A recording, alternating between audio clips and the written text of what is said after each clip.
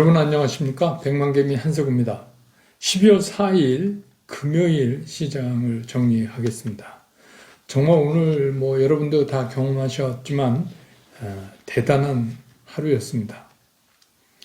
간밤에 미국 시장은 이렇다 할 특징을 잡을 수가 없었어요. 그래서 혼조세 마감을 했죠. 그런데 이제 특히 미국 시장이 우리 흔히 쓰는 말로 이렇다 할 별 볼 일 없이 끝났기 때문에 우리 시장도 출발은 되게 조심스럽게 출발을 했었습니다.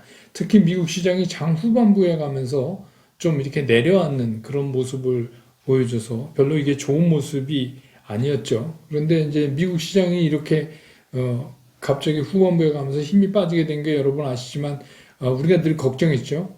화이자 백신의 공급망의 문제가 이제 제기됐어요. 그래서 제가 그때 그 영하 70도를 유지한다는 게 그게 보통 힘든 일이 아닐 것이다. 근데 이제 그게 현실적으로 이제 문제로 대두돼서 1억 도스를 올해 이제 5천만 정도로 이렇게 반으로 줄여야 한다. 이렇게 발표되니까 전체적으로 시장이 좀 위축되는 모습이 있었어요. 그리고 또 이제 추가적인 부양책 관계도 공화민주 그 양당의 규모의 의견차가 좀 심해요. 웬만해야 이제 합의를 볼 텐데 너무 좀 편차가 심하다 하는 점도 시장에서는 별로 그렇게 좋게 받아들이지 않았죠. 그래서 장 후반에 급격하게 장이 식는 그런 모습을 보여줬습니다. 근데 우리 시장은 굉장히 출발은 조심스러웠어요. 그래서 출발할 당시에는 개인 투자가나 또 외국 투자가들은 이제 매수 쪽에 섰고, 기관은 여러분 아시다시피 요새 계속해서 내부적으로도 그렇고 팔 수밖에 없는 그런 상황이 있기 때문에 오늘도 이제 계속해서 초지일관 기관은 좀 팔았습니다. 근데 장이 이제 시작되면서 지수가 상승하고 주요 그 지수에 영향을 주는 대형주들이 주가가 상승하니까 개인 투자가들은 이제 일부 이익 실현을 하면서 다시 매도로 돌았었어요. 그래서 이제 오늘 마감 당시에 정리를 해보면 외국인들이 7,667억 순매수를 했고 개인은 3,480억을 순매도를 했고 기관은 4,100억을 코스피에서 순매도를 했습니다. 그렇지만 이제 시장은 1.3% 이상 상승했어요. 그래서 코스피 지수가 2731.45로 마감을 했고 코스닥은 끝 무렵에 외국인들이 한 400억 정도 매수에 좀 가담을 해주면서 개인들이 한 440억 기관은 역시 코스닥에서도 590억을 순매도를 했고 그럼에도 불구하고 코스닥도 913.76포인트 0.68%가 상승을 하면서 끝났습니다. 오늘은 이제 시장에 할 얘기가 참 많고 또 이제 다음 주 전략에 대해서 여러분들한테 빨리빨리 전해드려야지 되니까 질문에 대한 얘기 잠깐 답변 드리고 그 다음에 이제 주요한 시장 얘기하고 전략에 대해서 알아보도록 하겠습니다. 질문해 주신 것 중에서 이제 공매도가 제가 이제 3월 이후부터 재개된다. 그런데 그거에 대한 상당한 보완, 그래서 개인들도 공매도를 좀 쉽게 할 수 있게 이렇게 그 방안을 만든다. 그런 말씀을 드렸더니 이제 그런 질문을 하셨어요. 공매도와 대차 거래가 어떻게 차이가 있냐? 그러니까 여러분 이제 이런 거죠. 이거를 어떻게 설명을 드릴까 하다가 제가 이제 생각해낸 게 여러분 이태리 식당 가면은 여러분 뭐를 드십니까? 파스타 드시죠. 파스타와 스파게티가 어떻게 다릅니까? 이렇게 묻는 거랑 거의 비슷해요. 그러니까 대차 거래라고 하는 것은 뭐냐면 대차 그대로 빌려서 거래하는 거예요. 그러니까 주식을 대차 거래한다는 얘기는 주식을 내가 갖고 있는 주식을 파는 게 아니라 아니면 내가 갖고 있는 주식으로 거래하는 게 아니라 빌려온 주식으로 거래하는 걸 우리가 대차 거래라고 하죠. 근데 그 빌려온 주식을 파는 거를 우리가 공매도라고 합니다. 그러면 우리가 주식을 빌려오면 다 공매도를 치느냐? 그건 아니에요. 우리가 잘 몰라서 그렇지 대차 거래를 해 갖고 와서 여러 가지 그 아비트랙션 있죠. 아비트러지. 그러니까 같은 성격의 상품이 순간적으로 밸류 차이를 나는 거를 이용해서 매매를 하죠. 그런 걸 많이 해요. 그러니까 차입해온 그 주식하고 해외 DR하고의 그 차이, 밸류 차이를 가지고 매매를 하는 것도 있고, 아니면 또 그 주식과 잠정적인 주식으로 평가받는 전환사채나 신주인수권부 사채, 그러니까 CB나 BW 갖고 이제 매매하는 방법도 있고, 또 뭐 현선물 시세 차익을 해서 하는 방법도 있고, 그러니까 대차 거래가 다 공매도는 아니지만 공매도도 광의로 보면 대차 거래 안에 들어간다, 이렇게 생각하시면 돼요. 이 문제는 지금 우리가 뭐 자꾸 고민하실 필요 없고, 이제 3월에 재개될 때 임박해서 제가 브런치 카페나 이런 데서 아주 자세히 이거 설명을 드려서 여러분들도 기회가 닿으면 공매도 하실 수 있을 정도 되게 제가 이렇게 해드릴게요. 그 다음에 이제 두 번째 질문은 연금저축 그 ETF 물어오신 분이 있는데, 연금저축 좋죠. 그러니까 이건 뭐냐면 연금저축 형태로 이렇게 매달 얼마씩 붓는 겁니다. 그게 뭐 매달 얼마씩 붓다가 마지막에 또 뭐 얼마까지 600인가 이렇게 확 부으면 또 그 텍스 컷을 해주잖아요. 절세 효과가, 세액공제 효과가 있어요. 근데 그 세액공제가 50세 이하고 이상하고 좀 다를 겁니다. 근데 그 대상을 ETF를 계속 모아가는 거예요. 그러니까 이거 나쁜 거 아니죠. 그러니까 연금저축의 형태로 ETF를 생각하셨다면 아주 잘 생각하신 거고, 그냥 적금처럼 이렇게 하면서 세액공제도 있으니까 한번 이거는 여러분들이 뭐 검토해 보실 필요가 있을 것 같아요. 이거는 든다고 그러면 아주 증권회사에서 적극적으로 자세히 설명해 드릴 겁니다. 자, 시장 얘기로 이제 돌아가죠. 오늘 환율이 말이에요. 이제 최근에 우리 시장, 이머징 마켓 시장 중에서도 한국 시장이 각광을 받게 된 거는 두 가지 이유예요. 첫째는 뭐냐면 달러 약세에 따라서 상대적으로 원화 강세. 오늘도 1087원 10전. 하루에만 14원 90전 원화가 달러 대비 강해졌어요. 그러니까 이게 근데 특히 이제 한국이 더 이머징 국가 중에서 심한 거예요. 그 이유는 뭐냐면 이머징 마켓에 투자하는 거는 맞지만 그 중에서도 한국 시장이 상당히 매력적이다. 왜냐하면 한국은 이제 수출 주도 국가인데 수출도 잘 되고, 또 앞으로 미래 산업에 상당히 화두가 되고 있는 반도체나 뭐 2차 전지나 상당히 많은 부분을 우리가 거의 세계 탑 클래스로 갖고 있다는 얘기입니다. 그러니까 이거는 그렇게 신경을 쓸 수밖에 없죠. 외국 투자가들 입장에선. 그래서 뭐 계속해서 뭐 유럽 쪽에서도 기사가 나오고 있어요. 한국 시장, 특히 아시아권 중에서도 한국 시장 내년에도 매력적이다. 뭐 이런 얘기 계속 나오고 있어요. 그래서 뭐 이런 거를 애써서 우리가 뭐 부정하면서 오늘 좀 올랐으니까 이거 다음 거 아니야. 이런 필요는 없는 것 같아요. 자, 그래서 오늘 시장은 근데 또 참 우리 시장 많이 도와줍니다, 요새. 오늘 이제 이런 소식이 들려왔어요. 마이크론 그 D램, 마이크론의 그 팹, 그 제조 공장이죠.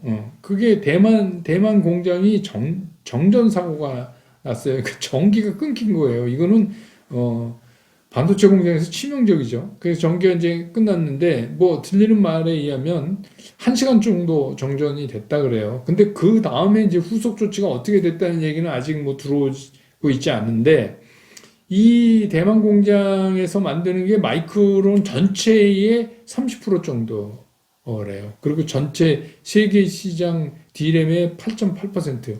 굉장히 큰 거예요. 그러니까 우리는 이제 이게 뭐예요? 남의 불행이 나의 행복. 뭐 이게 좀 웃기지만 뭐 주식시장이니까 어쩔 수 없죠. 그래서 이제 SK 하이닉스, 삼성전자 이런 것들이 반사이익을 볼 수밖에 없죠. 옛날 도시바에 불났을 때도 여러분 기억하실 거예요. SK 하이닉스 굉장히 올랐잖아요. 그러니까 이제 이게 좀 뭐 대만 공장에 정전된 것 같고 우리가 너무 좋아할 거 하니까 좀 이상하다 이렇게 볼 수도 있지만, 이건 뭐 어쩔 수가 없어요. 팩트입니다. 그러니까 아무래도 이런 쪽의 반사 이익이, 그리고 이제 이게 뭐 정전이 1시간 됐으니까 별거 아니다. 이렇게 볼 수도 있어요. 근데 이제 그게 아니라 그렇게 되면 이쪽에서 생산하는 그 생산품에 대한 신뢰도가 떨어져요. 왜냐하면 무슨 어 반도체가 무슨 라면이 아니잖아요. 이거 굉장히 센시티브하고 중요한 건데 이게 한번 그런 사고가 있으면 그 라인에 걸려 있는 모든 거가 그 버려야 된답니다. 예, 그렇다고 그래요. 엔지니어 말을 들어보니까 그렇다면 이제 심각하죠. 그러면 이제 이쪽 그 D램을 사는 고객 입장에서는 두 가지 이유죠. 아, 걔네 거보다 삼성이나 SK 하이닉스 거 사야 되는 거 아니야? 이거 불안한데? 아, 뭐 이럴 수도 있고.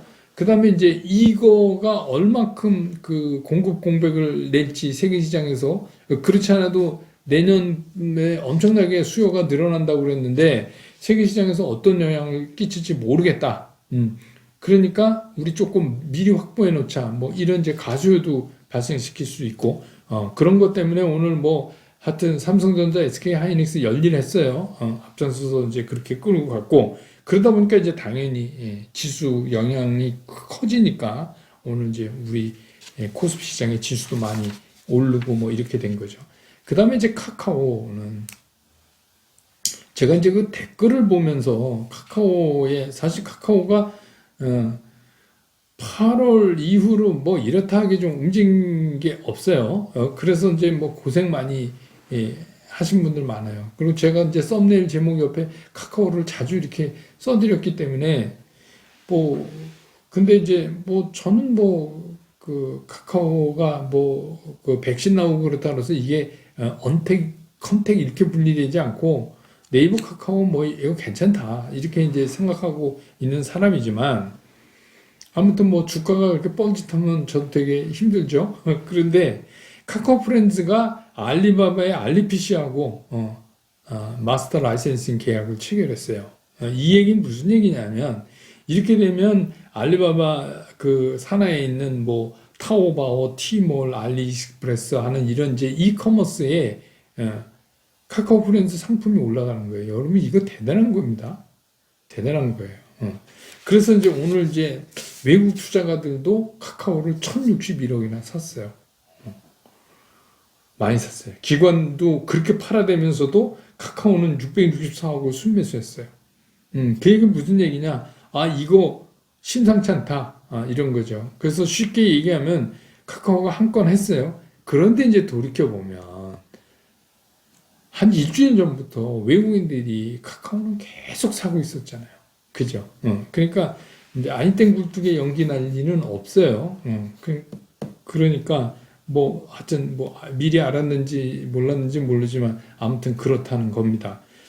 그래서 이제 이 두 개가 아주 시장을 견인했어요. 진짜 앞장서서. 근데 여기에다가 이제 셀트리온, 그래서 이제 코로나 관련 바이오 또 이렇게 움직였고, 그래서 셀트리온도 오늘 보면 외국인들이 1871억 순매수를 했어요. 이거 좀 흔치 않죠? 이 정도 규모로 사는 게. 그러니까 오늘 외국인들은 뭐 카카오, 네이버, 삼성전자, 하이닉스, 뭐 LG화학 다 샀어요. 모비스, 삼성 바이오로직스, 셀트리온, 뭐 포스코 뭐 다 샀습니다. 거기다가 제가 이제 말씀드렸던 시크니컬, 철강, 조선, 금융 뭐 이런 것들도 이제 막 움직였고 그 다음에 이제 여행 관련만 오늘 이제 어제 좀 움직이다 오늘 좀 쉬었어요.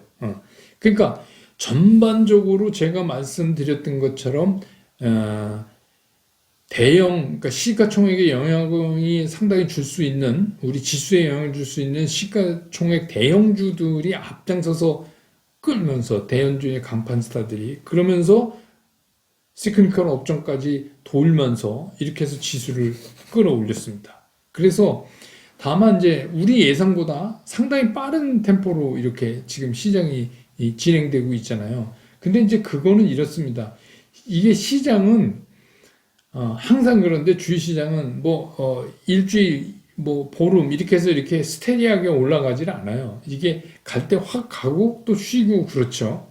그러니까 시장은 모든 걸 좀 다소 빨리 반영하는 그런 경향이 있죠. 그래서 그런 것들이 이제 오늘 이렇게 시장에서 나타나니까 이제 중요한 건 뭐냐면 이거 투자가들이 겁을 먹는데 특히 이제 개인 투자가들 경험이 많지 않은 분들, 그런데다가 지난 그 9월, 10월 고생 많이 하신 분들이요. 그분들은 그때 후회했던 게 뭐예요? 아, 팔 걸 그랬어. 이랬잖아요. 그러니까 지금도 뭐 이제 그런 겁이 확 들 거예요. 이러다가 이제 훅 가는 거 아니야? 한 방에 훅 가는 거 아니야? 뭐 이런 이제 걱정을 하실 거 아닙니까? 여러분 그렇게 하셨죠? 그럴 것 같아요. 그래서 제가 오늘 썸네일을 그렇게 잡은 겁니다.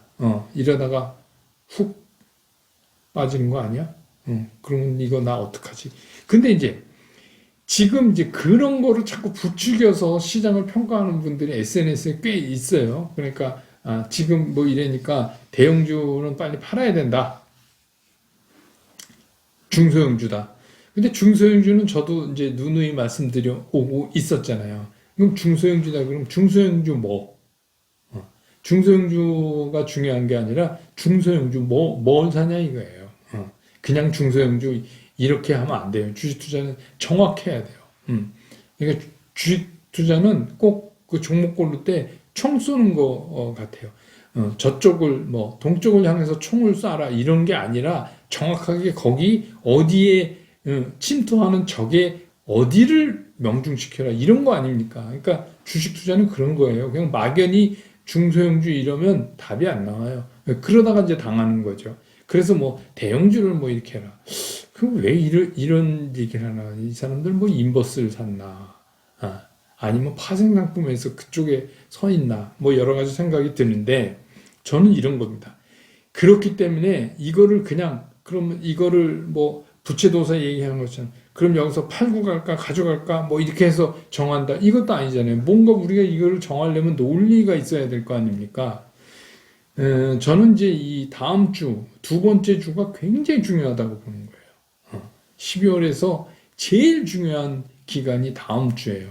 다음 주에 중요한 게 뭐예요? 우리가 두 개의 허들이 남아있다고 그랬잖아요. 하나는 뭡니까? 선물 옵션 동시만기, 네 마녀의 난, 그거 하나 있죠. 또 하나는 뭐예요? 대주 회피 물량 언제 나오나. 이 두 개를 놓고 이제 우리가 고민을 해야 돼요. 근데 이제 제가 보기엔 이번에 선물 옵션 동시만기 때는 치열한 전투가 벌어질 것 같아요. 그래서 우리 흔한 말로 뭐 고래 싸움에 새우등 터진다. 여기서 고래라는 거는 외국인하고 기관이죠. 근데 이제 이 고래 싸움에 개미 등 터지면 안 되잖아요. 근데 등 안 터지려면 우리가 정신만 차리고 있으면 돼요. 자, 이런 겁니다. 이 전투에 그 선물 옵션에서 이거는 뭐 우리가 예측할 수가 없어요. 왜냐하면 그날 오전과 오후도 만기일 날 다르기 때문에. 근데 문제는 뭐냐면 기관 투자가들하고 그 여태까지 우리나라 시장에서 이런 선물 옵션을 투자해 오던 외국인하고 방향성이 다른 거는 분명해요. 그러니까 시장을 보는 방향성이 다를 거예요. 그러면 이 전투의 기준점이 무엇이냐? 뭐예요, 여러분? 코스피 200이잖아요. 코스피 200이 기준점이에요. 이거를 자기가 유리한 쪽으로 땡겨가려고 할 거라는 얘기죠.